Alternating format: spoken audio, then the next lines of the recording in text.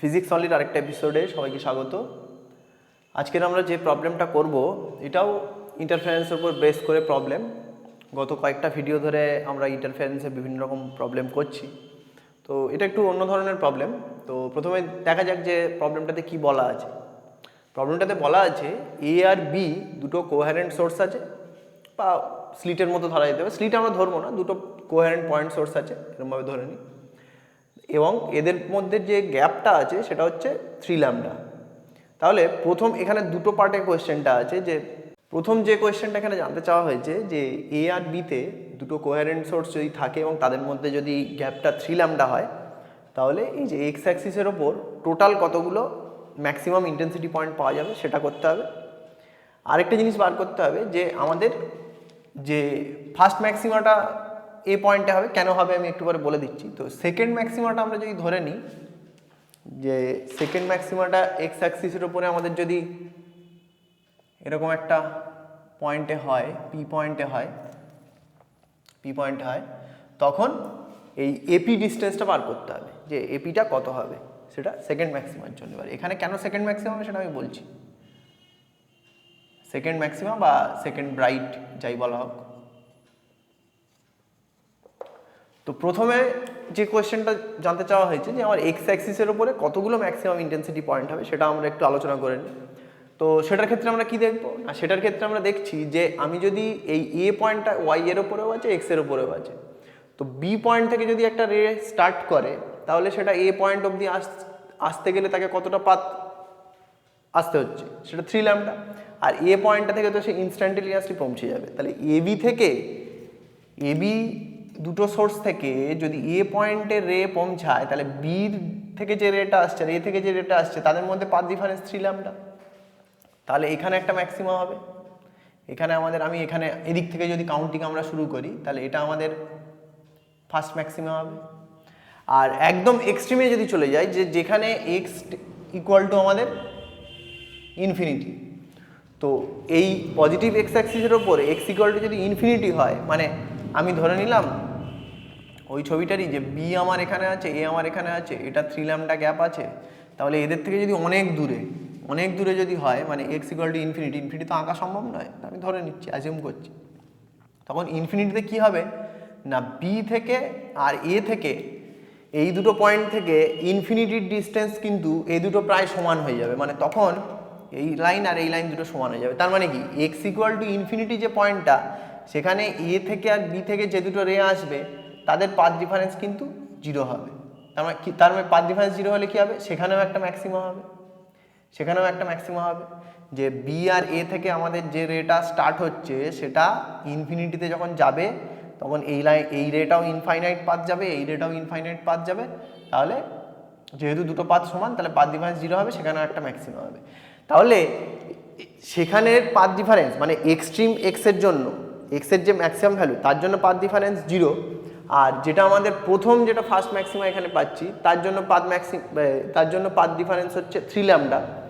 তাহলে এর মধ্যে আর কটা আমরা ল্যামডার মাল্টিপল পাবো, ওই ইনফিনিটিতে পাথ ডিফারেন্স 0, এখানে 3 ল্যামডা। তাহলে আমাদের কি হয়, কনস্ট্রাকটিভ ইন্টারফারেন্সের জন্য কি হয়, পাথ ডিফারেন্সটা 0 থেকে 0 বা আমরা বলতে পারি প্লাস মাইনাস n ল্যামডা হয়। তাহলে এর মধ্যে আমরা কটা ল্যামডার মাল্টিপল পেতে পারি, একটা হচ্ছে ল্যামডা আর একটা হচ্ছে 2 ল্যামডা।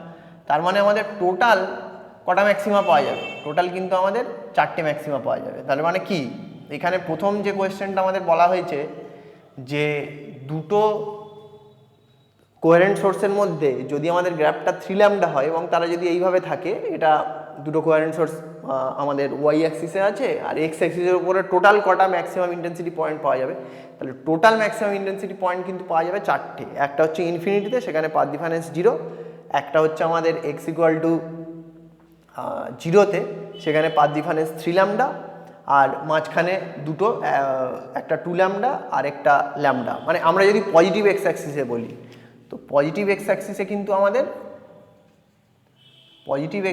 উপরে কিন্তু আমাদের এই 4টে টোটাল ম্যাক্সিমাম ইন্টেন্সিটি পাওয়া যাবে। এবার যদি আমি নেগেটিভ এক্স অ্যাক্সিস ধরতাম, তাহলে এটা তো কমন হয়ে যেত, আরও 3টে হতো, তার মানে টোটাল 7টা হতো। তো এটা হচ্ছে প্রথম পার্টের অ্যান্সার, যে আমাদের টোটাল কটা ম্যাক্সিমাম ইন্টেন্সিটি পয়েন্ট পাওয়া যাবে পজিটিভ এক্স অ্যাক্সিসের উপর। এবারে আমরা দেখে নিই যে সেকেন্ড পার্টটায় কি বলা আছে। সেকেন্ড পার্টটায় যেটা বলা আছে যে আমরা তো জেনে গেলাম তাহলে কটা হবে, তাহলে সেকেন্ড ব্রাইটটা যেখানে হচ্ছে তাহলে এখানে আমাদের এইটার ক্ষেত্রে পাথ ডিফারেন্স কি ছিল, এটার ক্ষেত্রে পাথ ডিফারেন্স ছিল 3 ল্যামডা।